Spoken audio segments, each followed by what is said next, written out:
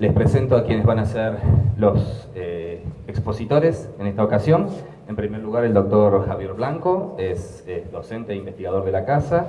Él es doctor en computación, es egresado, bueno, sus estudios de posgrado es egresado de la casa y sus estudios de posgrado se hicieron en la Universidad de Eindhoven en Holanda, y es también el director de la maestría en Tecnología, Políticas y Cultura del Centro de Estudios Avanzados de la Universidad Nacional de Córdoba. Nos está faltando el doctor Nicolás Bolovic, que debe llegar en cualquier momento, que es también doctor en computación, investigador y docente de esta casa. Está el abogado, el doctor Carlos Aguirre, que es miembro fundador del grupo de estudios sobre Derecho y Tecnología Ageia Densi. Y el analista Javier Pallero, que es analista de políticas públicas sobre tecnologías en organizaciones y miembro de la organización internacional Access Now y becario de la Asociación por los Derechos Civiles del Google Fellow 2013. Bueno, gracias Carlos. No sé, queríamos poner un poco en contexto lo que hemos venido haciendo desde hace bastante tiempo, aquí en Córdoba y a nivel nacional recientemente.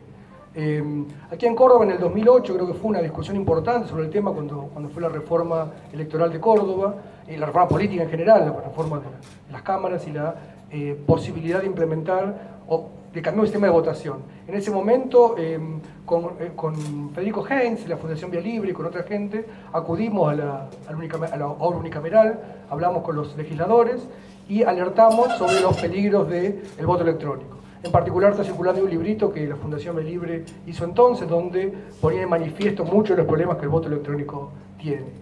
Ahora, frente a la reaparición de la idea de voto electrónico a nivel nacional, de manera casi espontánea, quiero decir, nos reunimos en Buenos Aires hace más de un mes ya, informáticos de varias universidades del país, en particular la Universidad de Buenos Aires, de Córdoba, Rosario, Río Cuarto, Comahue. Fue lo que nos juntamos en una conferencia de prensa en Exactas de la U en aquel momento, y gente de CONICET, para poner de vuelta, alertar sobre las dificultades, los peligros, las vulnerabilidades que el voto electrónico conlleva. Luego de eso también tuvimos varias intervenciones en el Senado y terminó con posponer esa discusión, con el bloque del peronismo rechazando la propuesta, y por lo tanto no se pudo llevar adelante el voto electrónico a nivel nacional.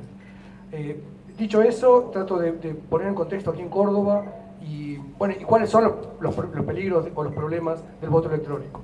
Yo voy a hablar de manera muy general, después a Carlos por ahí que tiene mucha más especificación en el tema, que explique en detalle los problemas o en cierto detalle los problemas del proyecto particular de Córdoba. Yo voy a hablar en general del tema del voto electrónico y de los discursos que circulan al respecto.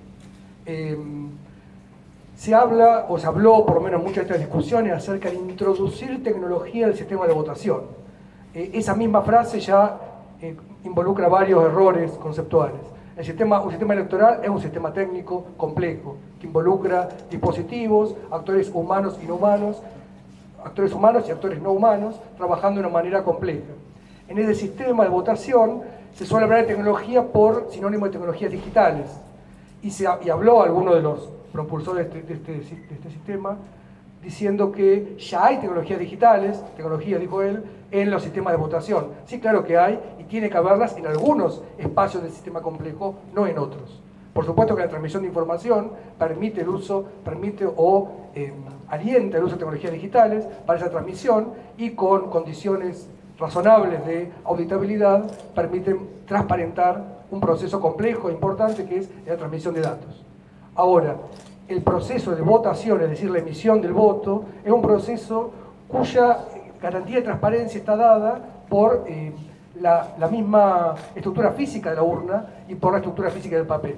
Introducir en ese espacio tan delicado tecnologías de la información, es decir, máquinas que procesan información por su propia definición y cuyo procesamiento es opaco para el observador, es decir, yo como observador de una computadora no sé si está procesando de una manera o de otra esa información. ¿También?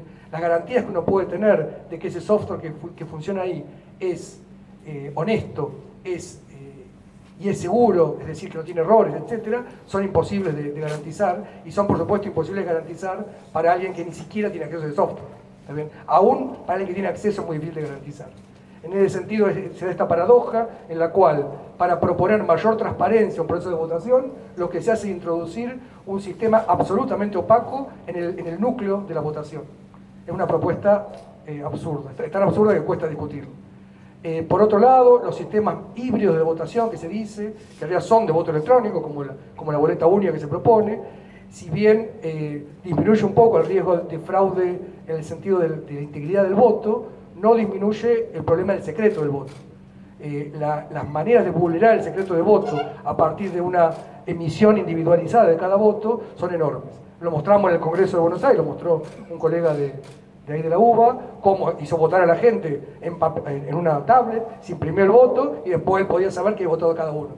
Después le mostró la boleta y dijo por qué supe, y tampoco podían encontrar por qué había sabido. Simplemente porque se puede agregar información específica en cada boleta que sea imperceptible para cualquier observador, excepto que sepa lo que está buscando. Con 7 bits podemos armar suficiente información para toda una mesa de qué votó en qué orden cada persona. Es decir, se agrega una nueva cantidad de vulnerabilidades sin agregar ninguna ventaja. El problema en Córdoba, inclusive ni siquiera existe esto que se trabajó hasta el hartazgo en los medios, esta idea del voto de la boleta sábana y de los votos cadena y de las formas de violación del secreto de voto y por lo tanto clientelismo político asociado a eso. Aquí en Córdoba ni siquiera existe eso, ya esa posibilidad, porque la boleta única en papel que se usa no admite ese tipo de ataques al secreto de voto. Es decir, para solucionar un problema que no existe, se introducen un montón de problemas nuevos. En ese sentido, nos preguntamos, ¿no?, ¿qué ventaja tendría este sistema? Que sería simplemente mucho más caro, 5 veces más caro posiblemente. En muchos lugares que se ha usado el sistema se lo ha retirado después, en países como el Reino Unido, Holanda, Alemania, que se usó o se consideró su uso, se lo rechazó y se dejó de usar, inclusive se lo quedó inconstitucional en varios lados. En otros lugares como Estados Unidos, que se usó en algunos estados, terminó siendo sacado muchas veces por cuestiones de falta de integridad de los votos, otras veces por cuestiones de costos.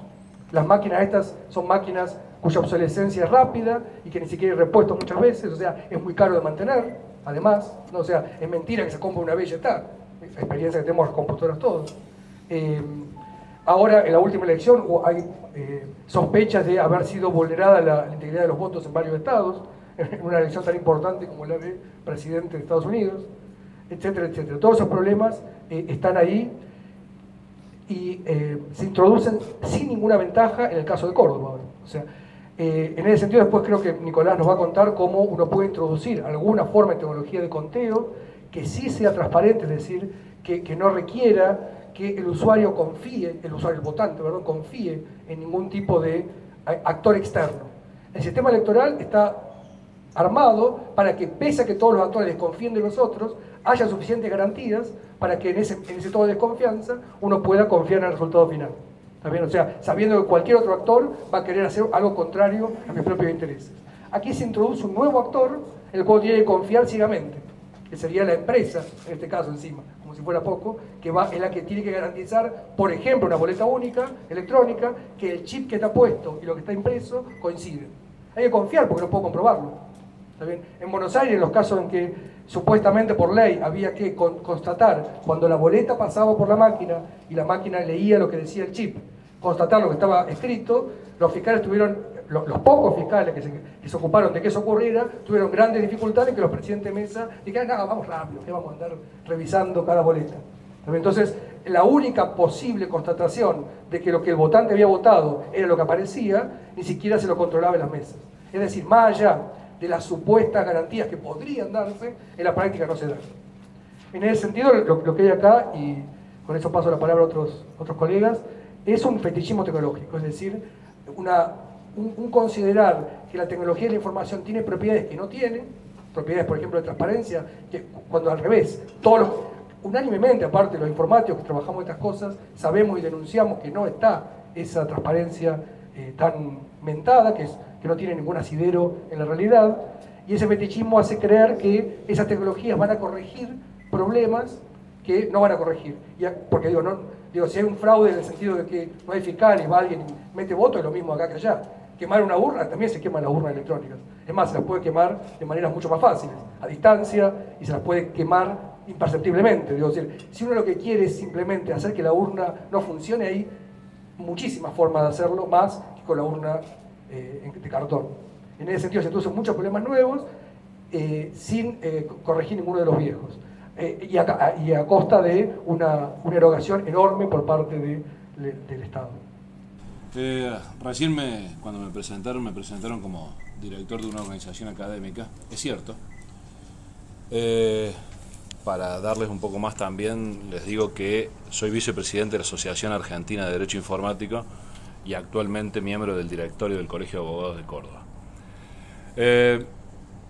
Obviamente mi opinión es absolutamente personal, no involucro acá a estas organizaciones. Desde hace muchísimo tiempo venimos diciendo esto, no al voto electrónico. Ya lo planteamos en el 2010 cuando arrancaron las experiencias de este tipo en Córdoba, en Marcos Juárez. En ese momento se nos convocó a Vía Libre, a FAMAF, a Heia Densi, que es nuestra organización, a asesorar o a hablar con el Superior Tribunal de Justicia, y en ese momento le dijimos al Tribunal Superior de Justicia y a su relator electoral no al voto electrónico. No al voto electrónico por todas estas mismas cosas que hoy seguimos diciendo, porque no se ha modificado mucho, si bien hoy tenemos más datos, ¿no? Hoy tenemos más argumentos que fundamentan esta posición. Viendo el proyecto de la provincia, se nos hace, como decía recién Javier, me sopla porque se me olvida porque uno es grande, entonces, como decía Javier, viendo el proyecto se nos hace difícil entender de dónde se quieren agarrar. Hoy el mundo va hacia otro lado. Hoy el mundo apunta a lo que ya tenemos. Hoy tenemos el mejor sistema que comparten los grandes países, todas las grandes democracias del mundo. Entonces, se nos hace complicado entender por qué a esta altura del año, por qué sin publicidad, por qué sin debate, por qué. Viendo el proyecto también vemos grandes falencias desde lo legal, ¿no? Contradicciones enormes en otros puntos, y cuando vemos el tema de lo constitucional, reparamos en dos artículos que uno lo transforma a este proyecto nulo, de nulidad absoluta. ¿Cuál es?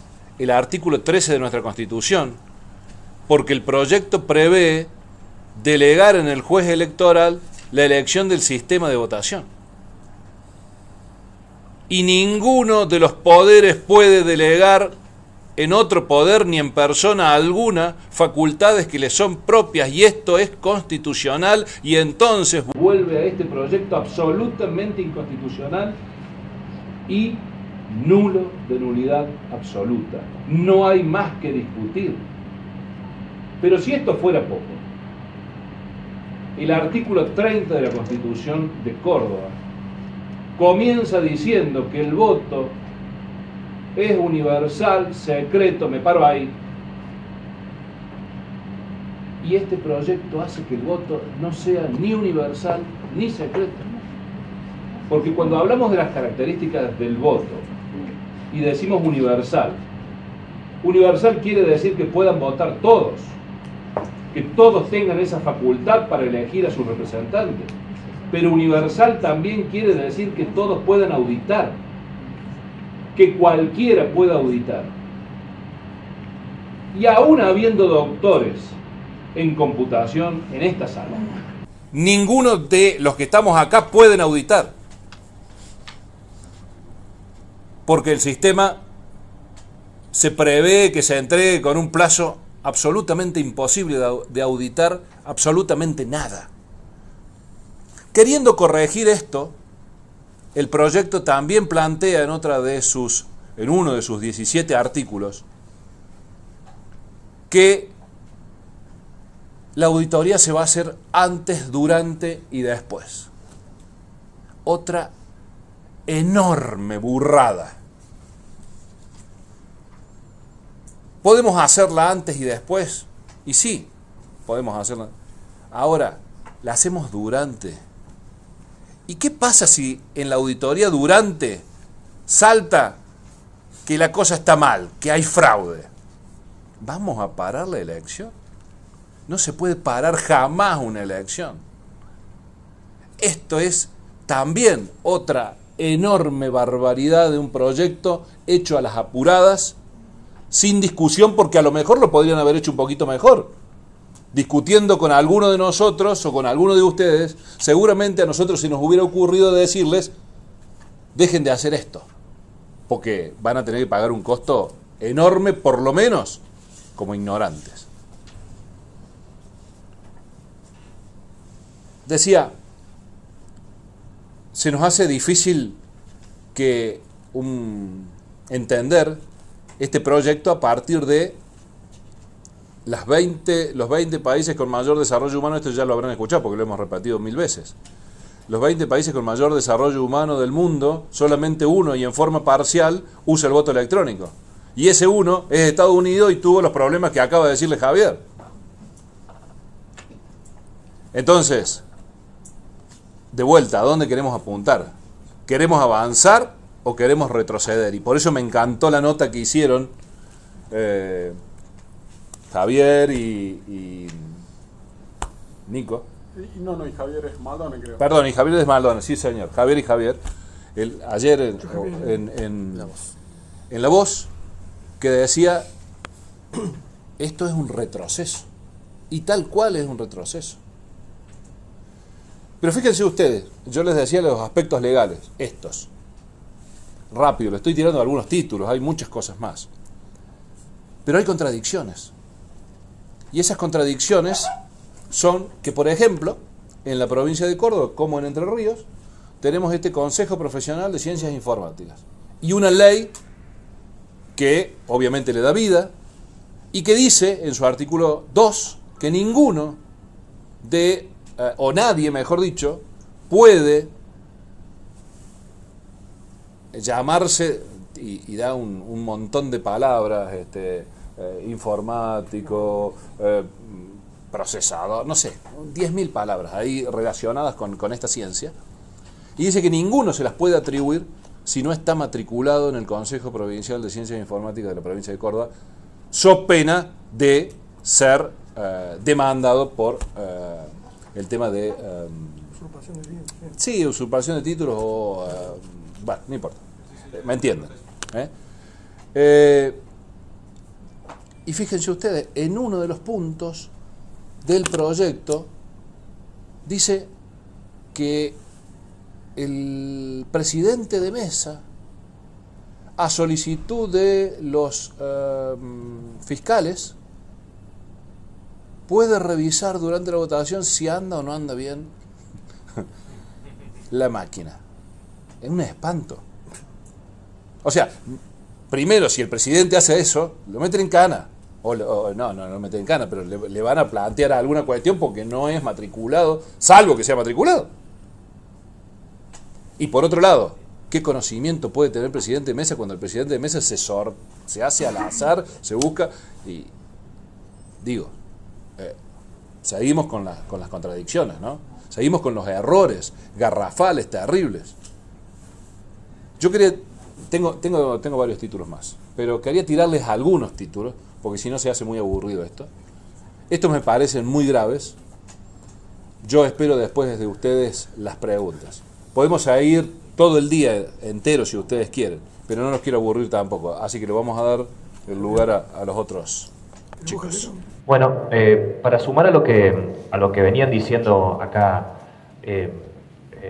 Javier, Carlos y bueno, ahora seguro que en la misma línea va a estar Nicolás, yo quisiera tocar un solo punto que para no tampoco aburrir y por ahí pasar a las preguntas más rápido, que es el tema de la avanzada de estos temas como políticas públicas del Estado. Es problemático por varias situaciones. Justamente como lo decían recién aquí los expertos, no hay una necesidad de hacer esto. No hay ninguna necesidad, sobre todo en lugares como en Córdoba, donde existe la boleta única de papel, que resuelve muchos de los problemas que se decía que eran de imperiosa necesidad resolver, como el robo de boletas, por ejemplo, que tanto se dijo, ¿no?, a nivel nacional con el proyecto de voto electrónico. Entonces, en esta situación, quisiera llamar la atención de un tema más allá de todo lo que se dijeron, ¿no?, de la pérdida de la integridad del voto, del secreto, de los riesgos que hay para esas garantías. Empiezan a aparecer estas cuestiones como lo de la colegiación obligatoria de los fiscales informáticos, ¿no? Limitaciones de principio que justamente para tratar de resguardar la seguridad endeble y débil de algunos de estos sistemas, como el de MSA, se empieza a avanzar sobre derechos constitucionales. La capacidad de revisar código es un derecho. Es un derecho no solamente de los informáticos, es un derecho de cualquiera que tenga ganas de sentarse a aprender a leer código y hacerlo. Es un ejercicio por extensión del derecho a la libre expresión, que es el derecho de informarse y el derecho de hablar en ese lenguaje, que es el lenguaje de la programación. Entonces, fíjense hasta qué extremo estamos llegando para cuidar esto. Otro extremo llamativo en este proyecto, por ejemplo, habilita a policías y autoridades de mesa a revisar el uso de dispositivos electrónicos, cualquiera sean, hasta 300 metros de un lugar de votación en la vía pública. ¿Cómo van a revisar cómo uso mi celular sin mirarlo? Eso es, básicamente, entrar en un ámbito privado de una persona sin una orden judicial. Es ni más ni menos que vigilancia sin orden judicial. ¿Sí? Entonces, fíjense ustedes cómo empezamos a correr de a poquito eso, por supuesto, es inconstitucional, ¿no? Pero fíjense cuál es la voluntad. La voluntad legislativa de empezar a correr esos límites, ¿no? El proyecto nacional, que se rechazó hace poco, pero que sigue ahí esperando ser tratado para los principios del año que viene, también tiene figuras de penalización bastante problemáticas, como por ejemplo, convertir en delito el solo hecho de desarrollar un software que podría usarse para alterar una máquina. Solo desarrollarlo en el gabinete, en el laboratorio, en su casa. ¿Sí? Entonces, como vemos, hay avanzadas en esto que ponen muchísimos derechos en riesgo. Entonces, ¿cuál es la necesidad de poner tantas cosas en riesgo para solucionar solamente algo, que es la velocidad? Hay dos respuestas posibles. Una de ellas es la ignorancia. Puede ser que alguien haya convencido a muchos legisladores o funcionarios de que este sistema es revolucionario, mejor, más útil, que se utiliza en algunos países del mundo y muchas etcétera, ¿no? Puede ser que hayan creído buenamente que esto es posible y es mejor. Si es así, con la información que nosotros estamos desde hace ya mucho tiempo trabajando para acercarle a la población, deberían por ahí pensarlo mejor. La otra respuesta, se las dejo a que ustedes se imaginen, ¿no? Pero hay también muchos intereses en juego, hay un enorme negocio en donde inclusive vemos gobernadores provinciales promocionando el sistema de una empresa privada. Entonces, como ustedes pueden ver, hay mucho aquí para discutir y hay mucho que perder, o al menos que arriesgar. Y si empezamos así de a poquito, los derechos se pierden de a poco. Se pierden de 1 centímetro por vez, de 1 paso por vez. ¿Sí? Eso es lo que quiero llamar a la atención de todos y que por favor tratemos de tener un espíritu crítico y de preguntarle a nuestros legisladores, exigirles que tengan en cuenta estos enormes riesgos a la hora de considerar este tipo de cuestiones. A ver, cuando nos llega el proyecto de ley, hace una semana más o menos, tal vez, Daniel, nos ponemos a mirarlo, el proyecto entre varios, y nos salíamos de nuestro asombro. Intentamos hablar con muchas personas que nosotros tenemos contacto con legisladores. Parece que este proyecto se aprueba mañana sí o sí. No va a haber ningún tipo de discusión porque hay un acuerdo a priori, lo que sabemos nosotros, entre Unión por Córdoba y el radicalismo de votarlo, cada uno por sus razones. Por lo tanto, este proyecto de ley va a salir. Yo lo que me pregunto es, ¿quién es la pluma de este proyecto? ¿Quiénes son los asesores? Porque en definitiva, todos entendemos que los legisladores, está Eduardo, tienen que tratar 20.000 cosas a la vez. En este momento está la ley de bosques, está ahora esto. Son temas muy diversos, una complejidad gigante que tienen que manejar ellos, uno entiende, por eso ellos tienen asesores. La pregunta es, ¿quién asesora en estas cosas? ¿Quién fue la pluma que escribió eso? Tiene flagrantes problemas en lo constitucional, tiene flagrantes problemas en los técnicos, flagrantes problemas en respecto a los derechos civiles de todos nosotros. Es una pequeña vergüenza la ley.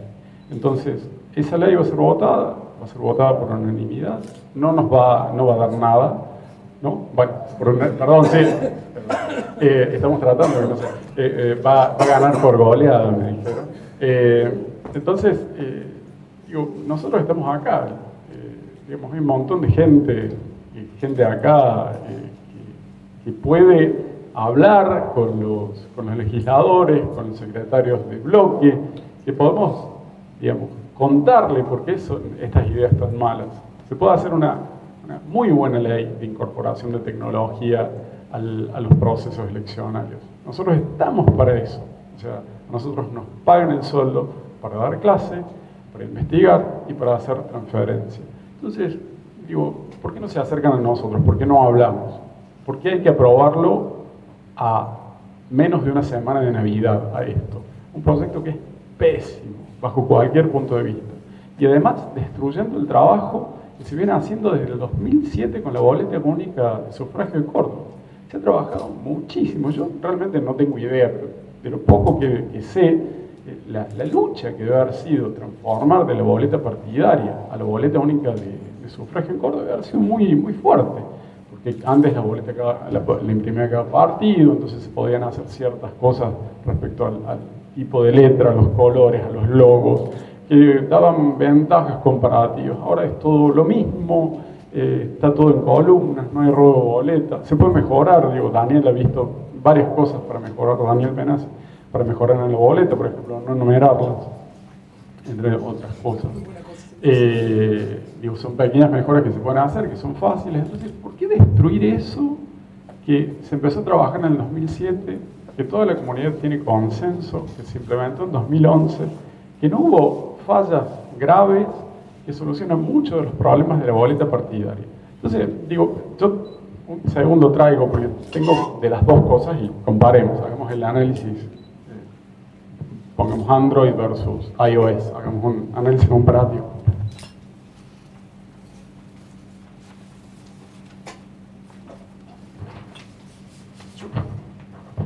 Yo realmente creo en que las cosas hay que tocarlas.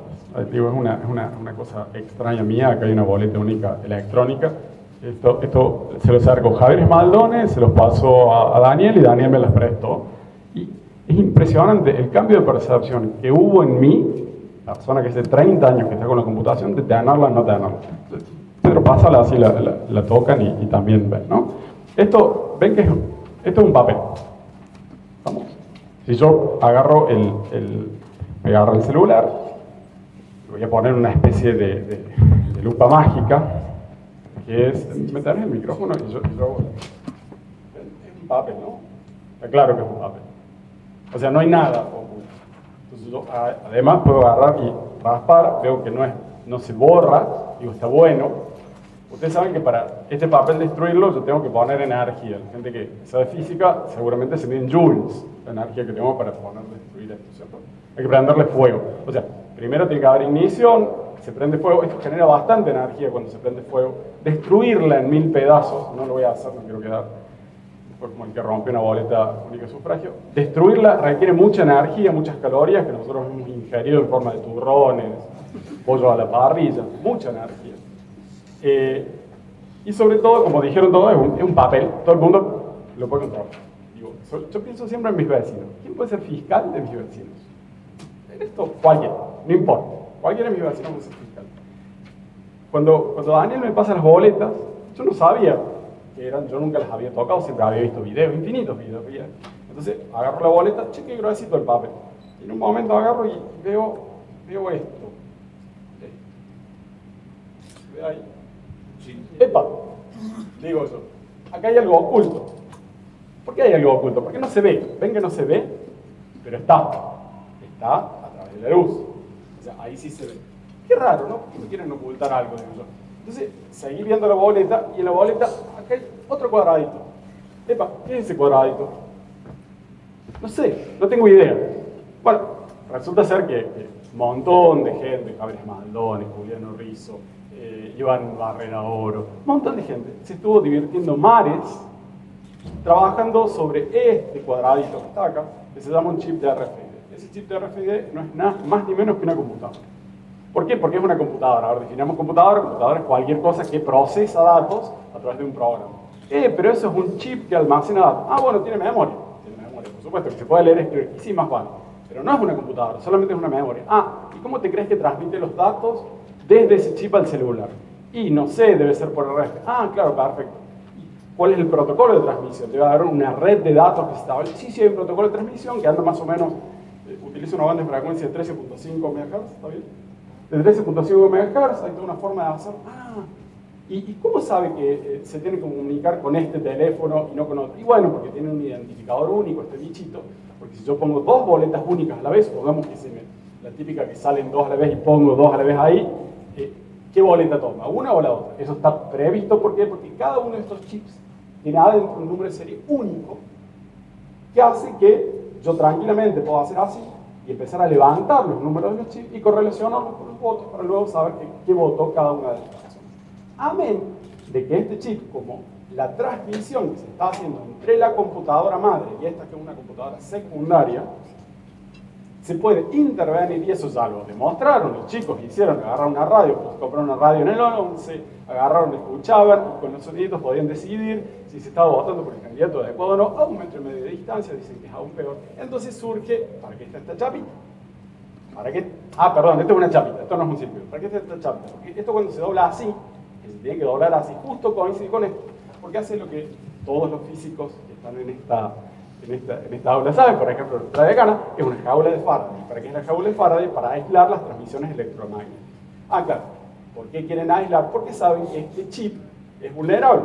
Entonces lo ponen así y preservan el secreto electromagnético de los datos. Yo cuando hago esta boleta única y hago las cruces y hago así, preservo el secreto óptico de las cosas. Estamos trabajando en niveles de frecuencia distintos. Solamente. Entonces, digo, ¿para qué está este bichito? O sea, ¿a quién se lo...? Digo, siempre pienso en eso. Estos se llaman sistemas críticos. Muchos de nosotros acá de ciencia de la computación hacen un sistema crítico. Javier, Pedro,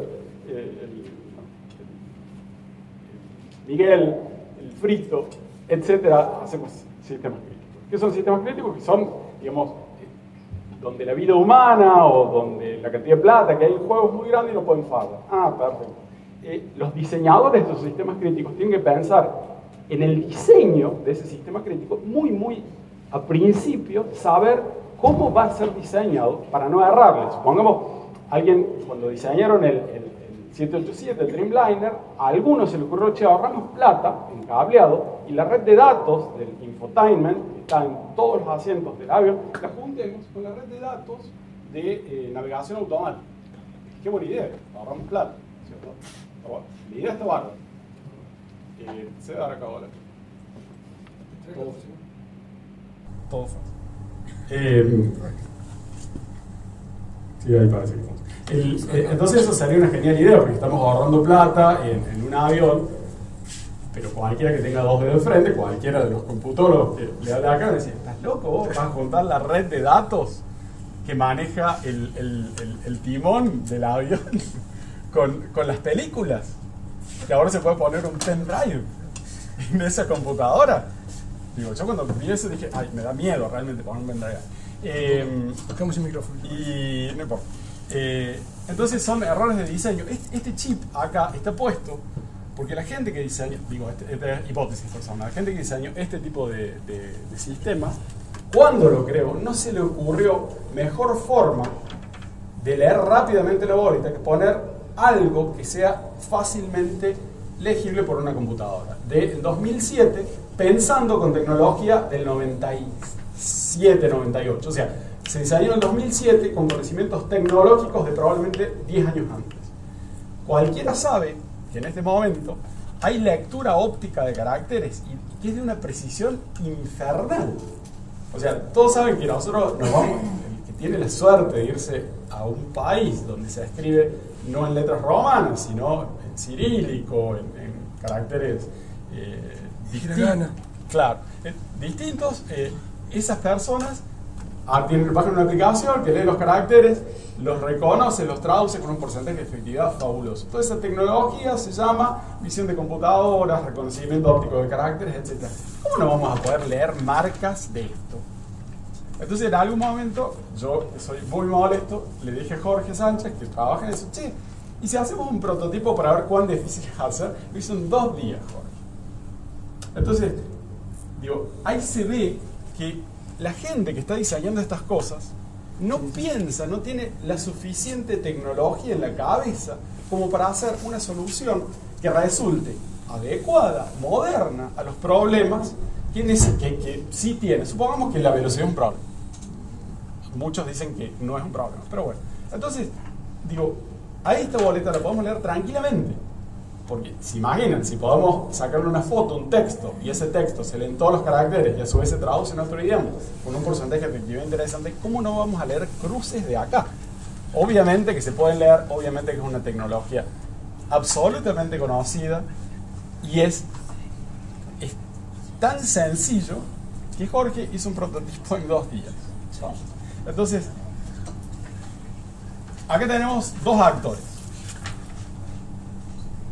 Algo que media una computadora, porque esto es una computadora, entre mi voto, entre lo que yo quiero y lo que estoy votando, y todos sabemos, los que nos dedicamos a la ciencia de la computación, que decidir qué hace un programa es un problema indecidible, imposible, porque los programas son los bichos más complejos que hasta ahora se conocen respecto a al poder de las cosas que hacen. Hay una cosa que se llama la conjetura de Collatz, que es un programa que tiene 3 líneas que todavía nadie sabe bien cómo funciona. 3 líneas tiene el programa. ¿Ustedes se imaginan de un software, en general un software crítico, cómo se podría hacer para verificar que hace lo que se dice? Bueno, es imposible. ¿Estamos? Es imposible. Entonces uno diría, bueno, hay una computadora que lo hace, porque las computadoras son tan potentes que las computadoras son capaces de analizar las computadoras. Turing, cuando escribe su paper definiendo la máquina de Turing en 1936, el primer teorema que prueba es que dice las computadoras no pueden autoanalizarse. El primer teorema. Entonces, o escribimos en cosas muy restringidas como Coq, que son lenguajes donde sí se puede decidir que los programas hacen lo que hacen. Les juro que la gente que hace esto no tiene idea de lo que significa Coq. O separamos. Y Turing. ¿Y quién fue Turing? Estaba la peli. Separamos el proceso de emisión, o sea, dejamos que el proceso de emisión siga tal cual, y en la fase final, en la cuenta del voto, si es que hay necesidad de celeridad, ponemos un asistente de conteo para llevar un conteo provisorio que luego debe ser refrendado por seres humanos para que efectivamente dé el resultado final. En nuestras experiencias, con lo que jugamos a Jorge a votar y a que la máquina vea, está muy bueno el jueguito entre el asistente computarizado y el ser humano. Porque la computadora no se cansa, el ser humano sí se cansa. Pero la computadora es un bicho cuadrado que lo único que hace es ver marcas. Si yo veo en esta boleta que alguien escribe en rojo con un lápiz labial, sálvenme porque estoy secuestrado, yo, presidente de mesa, voy a actuar. Si eso pasa con una computadora, la computadora va a decir, votó por justo el que pasó la... ¿Estamos? Digamos, la cabeza humana detecta los outliers de una forma increíblemente mejor que cualquier cosa que a uno se le puede ocurrir que es una computadora. En contrapartida, la computadora no se cansa a las 6 de la tarde, siempre funciona igual para detectar las marcas. Entonces, ese jueguito entre los dos va a hacer que el error, porque hay error tanto en el conteo de esto como en el conteo de la computadora, siempre hay error. Por supuesto que hay error. Va a hacer que ese porcentaje de error baje, porque vas a tener 2 fuentes que van a estar trabajando de modos distintos sobre el mismo problema. Ahora la pregunta es, ¿por qué no se hace una ley que se haga el bottom-up? Yo no tengo idea. Yo siempre me pregunto quiénes asesoran a la gente que escriben estas leyes. Pero bueno, eso queda de parte de los legisladores. Nosotros estamos acá, está Pedro, está Daniel, está Javier, está Leo, está Raúl, estamos todos acá, está Jorge. Estamos acá y nos pagan para que nos pregunten. ¿Cómo sería? ¿Cómo haremos una ley buena? ¿Cómo podremos introducir tecnología sin que haya problemas? Y hay una cosa súper importante nuestra, que nosotros tenemos la capacidad de decir que no es necesaria una computadora. ¿Por qué? Porque nosotros no tenemos un negocio respecto a vender computadoras. Nuestro negocio es generar egresados, nuestro negocio es generar ciencia, nuestro negocio es hacer que todo funcione mejor usando el conocimiento que sabemos. Entonces nosotros podemos decir desde un lugar, che, esto no es necesario. Probablemente la gente que vende esto, el chip, el papel, la computadora, el software, el sistema de distribución, la red de datos, no puede decir lo mismo porque no tiene la libertad económica que yo sí tengo. Porque a mí, independientemente de todas estas cosas, me pagan un sueldo por ser docente, investigador de la UNC, y puedo decir, me parece que esto está mejor que esta otra cosa, que está peor. Y yo sí tengo la libertad de decir.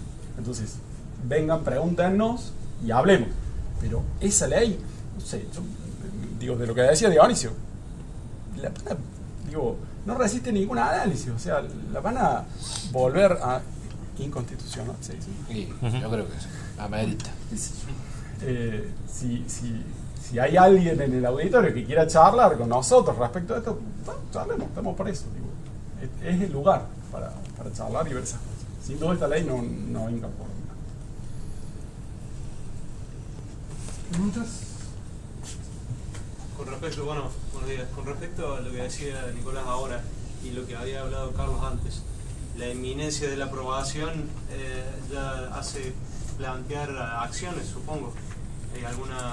¿Cuál sería el próximo paso? ¿El planteo de constitucionalidad? ¿Un reclamo a qué instancia?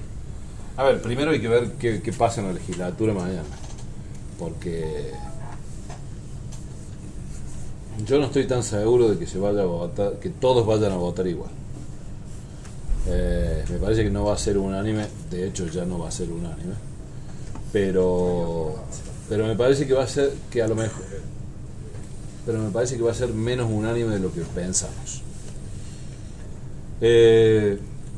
Acto seguido, y sí, yo creo que la sociedad civil deberá movilizarse. Nosotros vamos a seguir movilizados, lo venimos haciendo hace tanto tiempo, ya tenemos callos en el lomo, así que veremos cuál es la mejor, pero sí una acción de constitucionalidad no sería descabellada.